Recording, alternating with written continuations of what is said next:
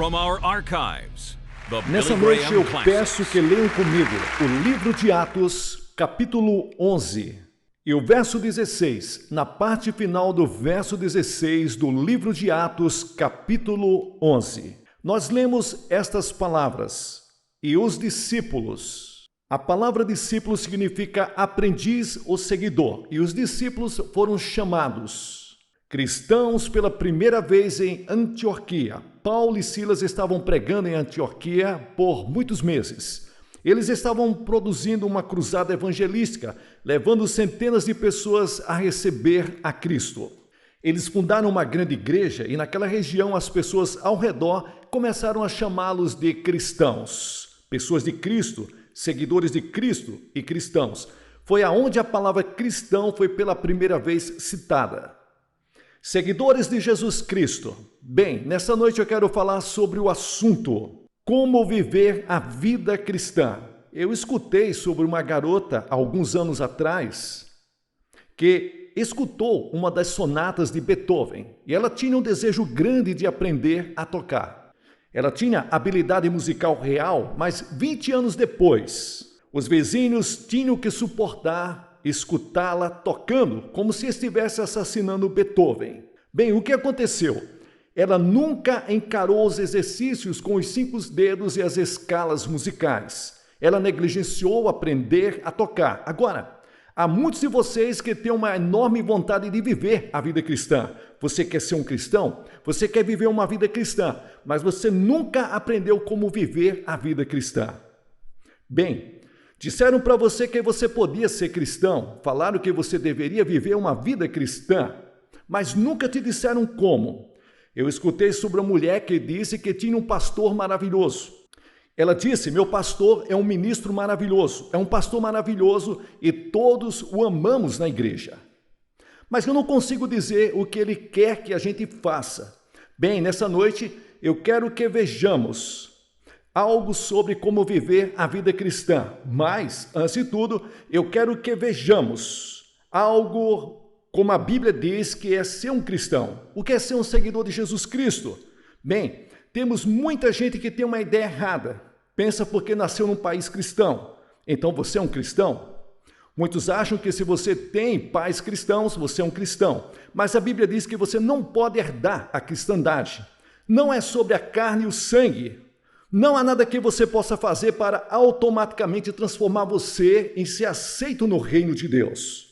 Você pode ir para a igreja, você pode viver uma vida decente, você pode ser uma boa pessoa moral, mas isso não te faz um cristão. Você pode ter características de um cristão, mas isso não faz de você um cristão.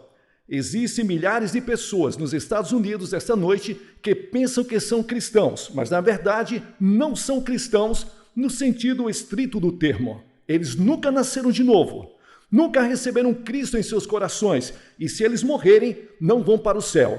Agora, um cristão é uma pessoa que teve um encontro pessoal com Jesus Cristo. Um cristão é uma pessoa que tomou a decisão de aceitar a Cristo como seu Senhor e Salvador. Você o aceita e compromete sua vida a Ele. Bem, a primeira coisa é que o cristão é uma pessoa que fez uma escolha. Você tomou uma decisão, você teve um encontro pessoal com Deus vivo. Você recebeu Cristo no seu coração. Este é o primeiro passo para ser um cristão. Isso aconteceu com você? Houve um momento em sua vida quando você se arrependeu dos seus pecados e que você se deu conta de que é um pecador e você disse: ó Deus, eu me arrependo dos meus pecados. E então, por fé, você recebeu Cristo no seu coração. Bem, esse é o ponto de partida. Sim, tem muita gente tentando viver uma vida cristã, mas Cristo não vive em seus corações, porque o cristão é uma pessoa onde Cristo habita. No momento em que você recebeu a Cristo, o Espírito Santo de Deus entra no seu coração e te dá uma nova vida moral, e você tem o poder e a força para viver a vida cristã. Agora, ninguém poderá viver uma vida cristã sem que primeiro tenha ido até a cruz para receber Cristo como Salvador. Cristo morreu na cruz, Cristo derramou seu sangue pelos nossos pecados, mas você precisa vir e receber a Cristo. Isto é um ato do seu desejo. Intelectualmente você diz: sim, eu acredito, mas isso não é suficiente. Emocionalmente você pode ter tido uma experiência moral, mas isso não é suficiente pela sua vontade.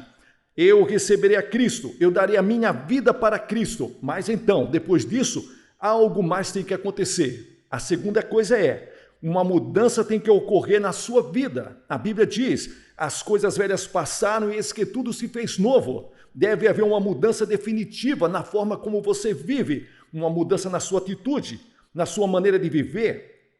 Você deve amar Deus de forma suprema. Você deve colocar Deus antes das escolhas e decisões pessoais.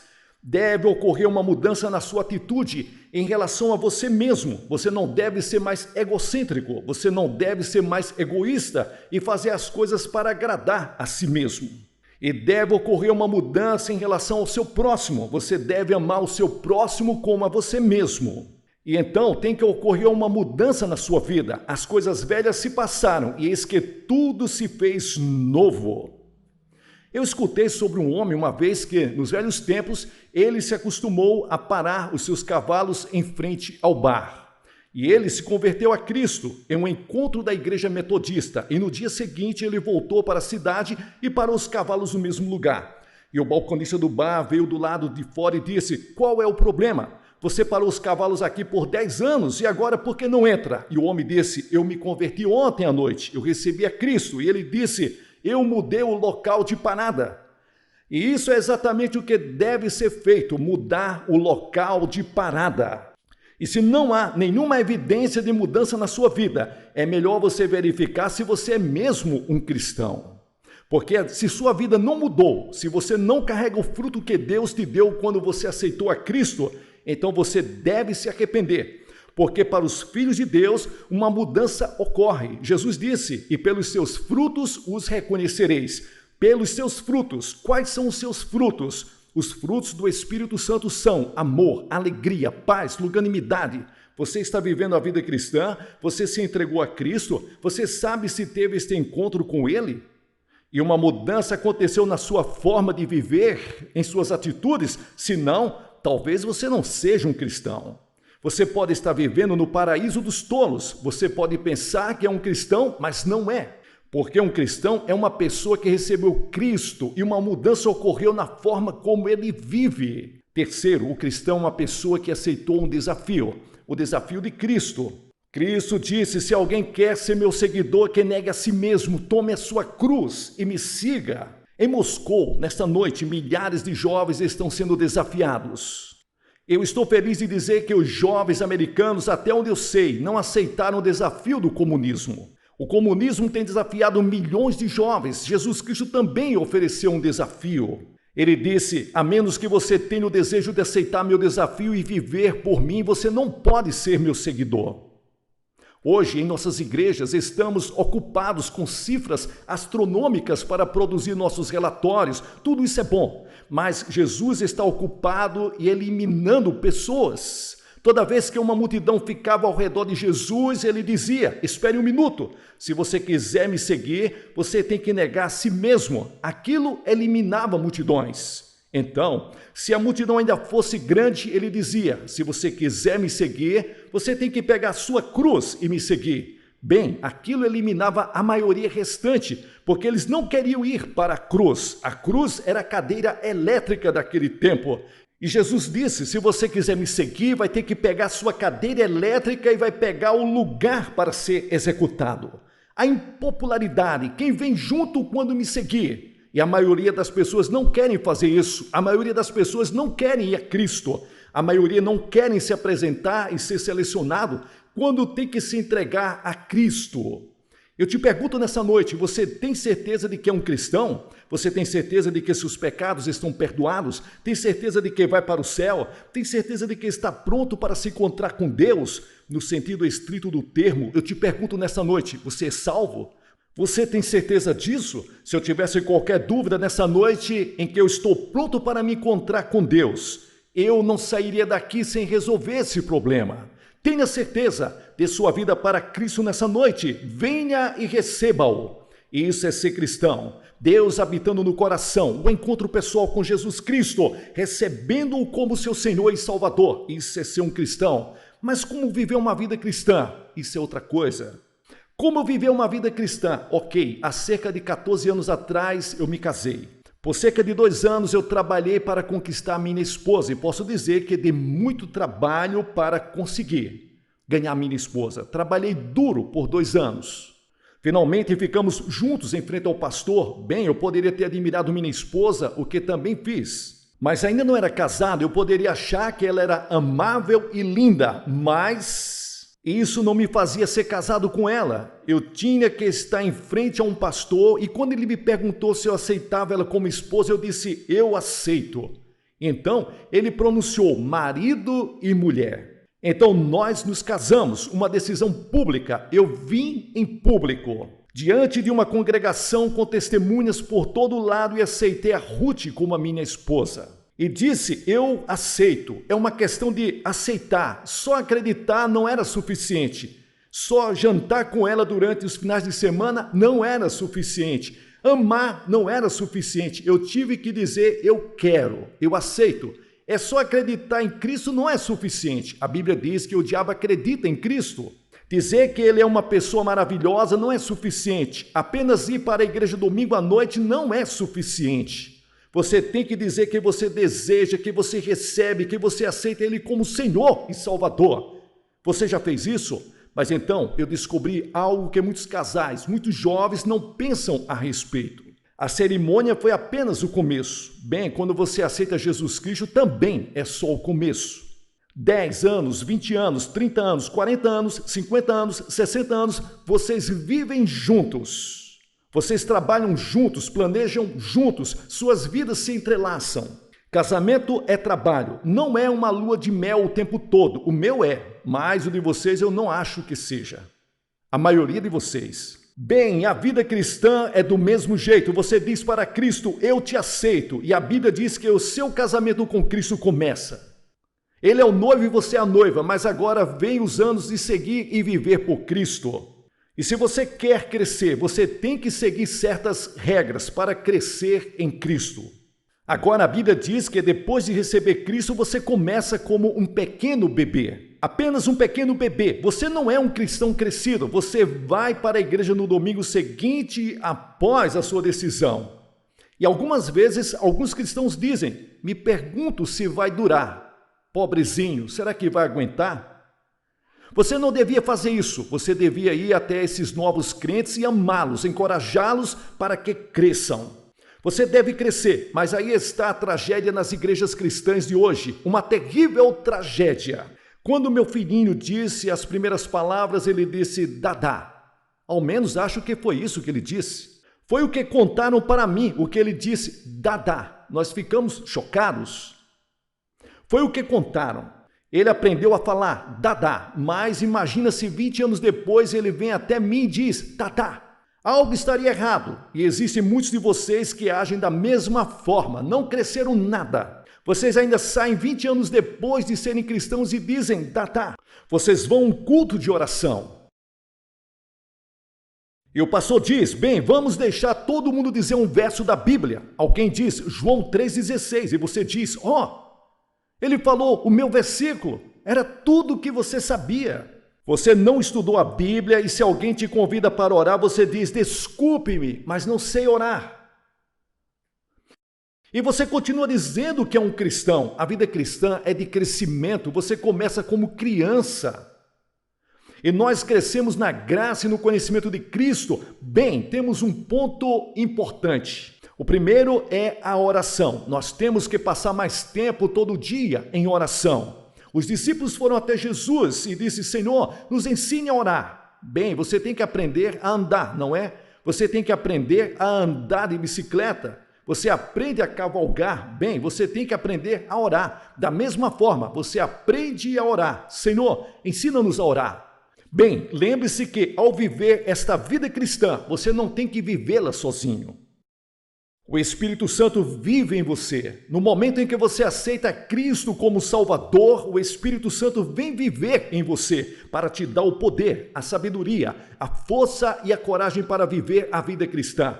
Bem, o Espírito Santo também te ajuda nas orações. A Bíblia diz, E da mesma maneira também o Espírito ajuda as nossas fraquezas, porque nós não sabemos orar como convém, mas o Espírito Santo intercede por nós com gemidos inexprimíveis. O Espírito Santo te ajuda a orar. Bem, posso te dar uma sugestão. Tem muita gente que diz, eu não me sinto bem para orar. Eu só oro quando me sinto bem. Então você está errado. Você deve ter um tempo e um lugar definido todo dia para orar. Você tem um encontro, uma entrevista com Deus Todo-Poderoso. Suponha que você tivesse um encontro com o presidente amanhã. Será que você diria, bem, eu não estou com vontade de ver o presidente nesta manhã? Ou suponha que você fosse ver a rainha. Bem, não estou com muita vontade nessa manhã. Não, você vai estar lá com a sua melhor roupa. Você vai lá e se apresenta para a rainha. Bem, todo dia Deus, o Deus poderoso, o Rei dos Reis e Senhor dos Senhores, está esperando. Ele te deu uma audiência para qualquer hora do dia. E você falha em estar presente ao seu encontro. Quantas são as vezes que você decide orar e desiste? Quantas vezes você diz que não está com vontade? Seu corpo e a mente dizem que não estão com vontade. Mas meu desejo me faz ir adiante e gastar tempo em oração, porque a oração é um trabalho. Oração é trabalho. E muitas vezes você se força a manter seu compromisso com Deus. E daqueles momentos surgem os momentos mais preciosos e algumas das maiores respostas. E então, o segundo ponto, que é ler a Bíblia. Bem, o propósito da Bíblia é o de testificar de Jesus Cristo. A Bíblia, de Gênesis ao Apocalipse, aponta para Cristo. Nesta quinta noite, eu vou contar como estudar, ler e entender a Bíblia. Vou só começar esta noite. Jó disse, não me afastei dos mandamentos dos meus lábios, dei mais valor às palavras da sua boca do que o pão com manteiga. A Bíblia diz, como crianças recém-nascidas, desejem de coração leite espiritual puro, para que por meio dele cresçam para a salvação. A Bíblia diz que não crescemos só fisicamente, mas que dentro de você existe uma alma. Fisicamente você tem olhos, boca, nariz e mãos, mas vivendo dentro de você está a sua personalidade, sua alma, mente e memória. Esta é a sua alma, o seu espírito. Bem, e se você gasta todo o seu tempo no desenvolvimento físico? A maioria de vocês parece que tomou um bom café da manhã hoje. Você não deixou de comer hoje, deixou? Você não deixou de cuidar das suas necessidades físicas, de olhar no espelho, mas e quanto às suas necessidades espirituais? Você está cuidando das suas necessidades físicas hoje, mas não dá às necessidades da alma, a alma que vive para sempre, enquanto o corpo morre e vai para a sepultura, e você passa todo o tempo alimentando o corpo e não a alma. E como você alimenta a alma? Qual a comida que você dá para a alma? É lendo a Bíblia, a palavra de Deus. E não importa quem você seja, você não pode viver uma vida vitoriosa se você não ler a Bíblia Sagrada. Toda vez que uma pessoa vem até mim e diz, eu não estou tendo as orações atendidas, não estou tendo vitórias na minha vida, não tenho alegria, não tenho paz, eu acho que deveria ser como um cristão. Eu pergunto só uma coisa, você lê e estuda a Bíblia diariamente? Geralmente, como resposta, eles curvam a cabeça e dizem, não, não tanto. Deus tem uma mensagem para você nesse livro. Leia, estude e medite nela. Bem, veja como você deve ler a Bíblia. Leia com reverência. É um encontro com Deus Todo-Poderoso. Leia com expectativa. Leia a Bíblia esperando que Deus fale com você.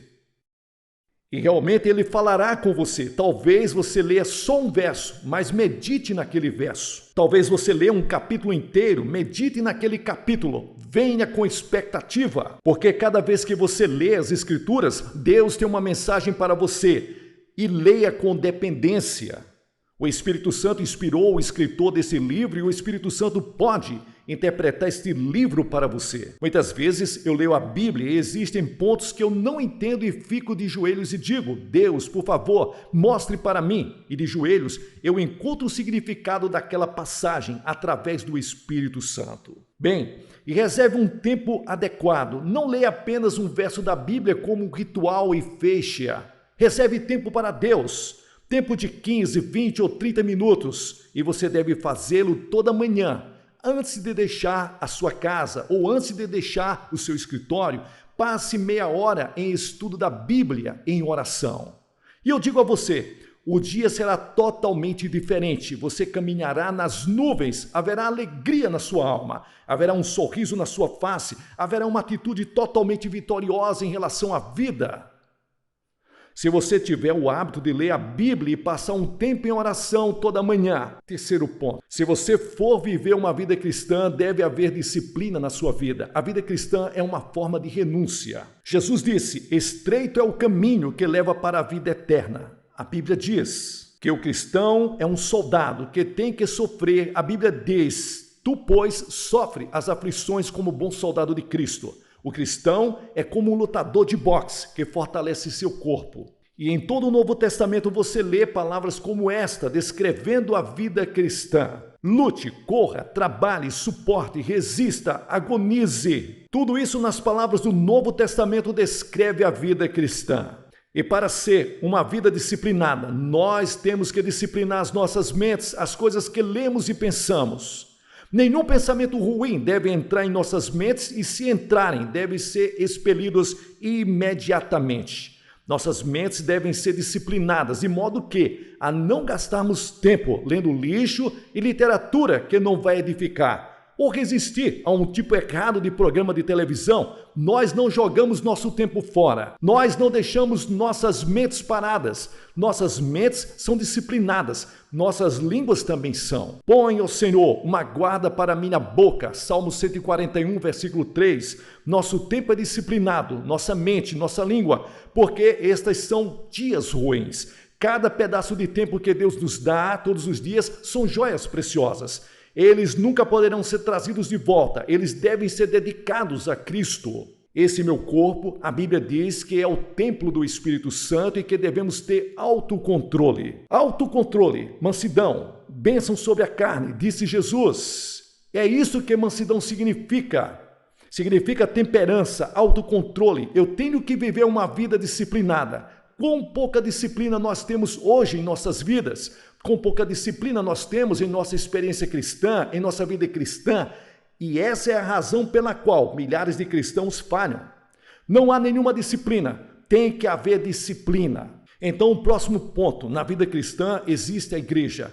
Vocês devem ter escutado sobre cristãos como Robinson Crusoe, não escutaram? Tentando viver vida cristã solitária. Eu digo a você, a Bíblia não conhece nada a respeito. O companheirismo cristão não é opcional, é essencial, é mandatório. Não devemos abandonar a nossa união. A Bíblia ensina que a igreja é como uma ligação com muitas ramificações, como se fossem pedras vivas construídas juntas, membros do corpo de Cristo, juntos. Bem, a igreja pode ter suas congregações locais, não se deve dizer, eu sou um membro de uma grande igreja universal, mas não pertenço a nenhuma igreja local. É como dizer, sou da Marinha, mas não vou a nenhum navio. Como as Nações Unidas. Eu estava nas Nações Unidas na segunda-feira. Tive uma interessante conversa com o líder de lá e vi pela janela todas aquelas bandeiras. E pensei, esta é uma grande organização, mas que possui seus membros locais ao redor do mundo. Na forma de nações e estados, aqui nós temos a grande igreja, o corpo de Cristo, mas que possui suas ramificações locais em todo lugar. Uma pode ser chamada de luterana, outra de batista, outra de presbiteriana, qualquer que seja o nome e o lugar onde Cristo é falado. É o lugar onde Cristo é exaltado. Nós temos que ir lá e ajudar no trabalho da igreja. A igreja é para cultuarmos juntos, é o lugar onde damos o nosso tempo para o trabalho do Senhor. Espero que você vá à igreja amanhã. Estamos em uma noite de sábado. Vamos todos cultuar ao Senhor amanhã. Vamos todos. É um mandamento de Deus. E eu te digo, você não pode viver uma vida cristã vitoriosa, longe da igreja, com alegria no coração, sem estar pertencendo à igreja cristã. Tem gente que diz que está procurando uma igreja perfeita, mas nunca vai encontrar. Você nunca vai achar uma igreja perfeita. Eu viajei pelo mundo, vi muitas e diversas igrejas, mas até agora não vi nenhuma igreja perfeita. E não creio que haverá. Jesus tinha um pequeno grupo de homens com ele, 12, e eram imperfeitos. Judas o traiu, Pedro o negou e muitos não o acompanharam quando ele foi para a cruz. Não existe nenhum corpo perfeito na terra. Vá para uma igreja e trabalhe por Cristo. Então, por último, o cristão deve testemunhar por Cristo. Bem, como você testemunha? Você testemunha pelo jeito que você vive. A graça, a cortesia, você testemunha por Cristo, se você vive uma vida mudada, em que Cristo vive em você e irradia através de você. Outras pessoas irão ser atraídas e perguntarão: qual o seu segredo? E você vai dizer: eu conheço Jesus Cristo. E você tem uma oportunidade de testemunhar por Jesus Cristo. Testemunhe na sua vida diária. Nós podemos cumprir nosso dever no trabalho, mas temos que servir ao Senhor. Nós temos que testemunhar na forma em que fazemos nosso trabalho. Nós temos que trabalhar fielmente. Se você trabalha em uma fábrica, você deve trabalhar fielmente. Você não trabalha apenas para o seu empregador. Você trabalha para Deus. Se você é um empregado, você trabalha para Cristo. Ele é o único para o qual você é responsável, se você é um cristão. A Bíblia diz que nós somos embaixadores de Cristo. Nós somos um povo separado para Cristo. E nós devemos ser testemunhas iluminadas em uma geração perversa. Em todo lugar, nós vemos mentiras, hipocrisia, desonestidade e luxúria. Homens fazendo de tudo por materialismo. Entregue sua vida a Cristo. Deixe que Ele viva em você e transforme a sua vida. Torne-se o sal nas comunidades. Seja luz para a sua comunidade. Deixe que as pessoas saibam que você tem Cristo no seu coração. Vive uma vida pura, honesta, saudável e limpa. Eu quero te perguntar nessa noite: você é um cristão? Você está vivendo do tipo de vida que eu te falei? Bem, eu não estou perguntando se você é um cristão influente. Não estou perguntando que tipo de igreja você frequenta. Se você é membro, estou perguntando se você teve um encontro pessoal com Jesus Cristo. Houve uma mudança em sua vida? Você aceitou o desafio de seguir a Jesus? Você está vivendo uma vida fiel a Ele? Se não, você pode começar esta noite, agora mesmo. Agora mesmo, você pode dizer: Senhor, eu te entrego a minha vida, o meu coração e a minha alma. Eu quero que Cristo venha e perdoe os meus pecados e as minhas falhas. Quero segui-lo e servi-lo. Eu quero saber que meus pecados estão perdoados e que eu vou morar no céu. Eu quero uma mudança em minha vida. E quero uma mudança no lugar onde trabalho. Eu quero me tornar uma luz por Cristo. Quero me tornar uma testemunha por Cristo. Quero a alegria de viver por Ele. Quantas pessoas dizem que são cristãs, mas não têm paz no coração, não têm alegria, não têm amor na vida, não caminham com Cristo, não sentem nenhuma emoção. Ficam com raiva facilmente, são invejosos, cheios de orgulho. Eu digo uma coisa: a vida cristã nunca foi isso. Entregue sua vida a Cristo e tenha certeza de que Ele vive no seu coração. Alguns de vocês entregarão suas vidas a Cristo essa noite. Outros virão dedicar novamente suas vidas a Cristo e dirão: nessa noite dedicarei a minha vida a Cristo de forma benevolente. E vou me entregar a Ele. Em todo esse lugar, Deus está falando para centenas, milhares de pessoas. Todos vocês que virão à frente vão dizer: eu vou começar uma nova vida, vou entregar minha vida a Cristo. Eu venho aos pés da cruz, renunciando os meus pecados e minhas falhas, me entregando a Ele como meu Senhor e Salvador. Eu vou pedir que vocês saiam de seus lugares, todos neste grande prédio, todos venham e fiquem aqui em frente, em reverência. Digam nessa noite: eu estou me entregando a Cristo. Se você veio com amigos e parentes, eles vão esperar por você. E vou pedir que você venha agora mesmo, enquanto todas as cabeças estão curvadas em oração e os olhos fechados. O coral cantando baixo: tal qual estou. Homens, mulheres, jovens, crianças, eu vou fazer uma oração por vocês. Você não pode vir para Cristo na hora que quiser. Você só pode ver quando o Espírito de Deus está falando, e Ele está falando com centenas de pessoas aqui hoje. Ele está falando para você aí em casa. Você pode entregar sua vida a Cristo agora. Nessa noite, eu me entrego a Cristo. Muitos de vocês são cristãos e membros de igreja, mas você precisa dedicar de novo a sua vida a Cristo. Você precisa dizer a Deus que de agora em diante você vai viver a vida cristã correta. Você vai entregar sua vida para Ele. De todos nesse prédio, nesse local, centenas de vocês venham aqui, agora. Levante-se de seus lugares e digam: nesta noite eu me entrego a Cristo. Nós vamos esperar e depois vamos orar. Vamos ler um verso das Escrituras, te dar uma palavra para você levar para casa e você que veio com os amigos e parentes, eles vão esperar. Depois você poderá voltar e se juntar a eles. Você virá aqui agora como uma indicação de que você confia em Cristo. Eu sou Luiz Carlos Avelar. Se você gostou, inscreva-se em nosso canal, Planeta Infinito. Obrigado, Deus abençoe e até nosso próximo vídeo.